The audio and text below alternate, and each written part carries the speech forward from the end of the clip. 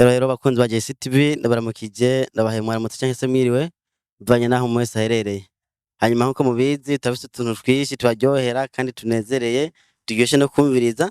Ngira mbaze utubazo tubiri uyu mufrere ari ngaha ariko ndabanza ndamuramutsa amahenda mu utubazo tubiri adutoye nagashimwe k'amafaranga 1000. Bitwa gute? Bikorimana David. Bikorimana David. Uranwa ikinyobwa na kimwe cyo muri Bralud? Ukunda icyaha? Ifana.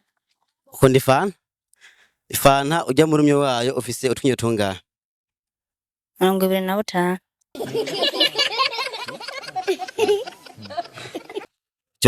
Byose birakunaniye agashimwe karagucitse wihangane cyane. Mu binyobwa bya Bralud ukunda ikinyobwa icyaha? Jewe nkunda Amstel. Amstel ujya muri umwe wayo ofise utwinyo tungahe? Ofise utwinyo 10.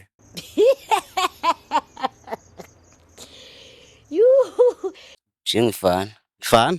Ifise utwinyo tungahe ijya fana? 14. Ifana. Ifana.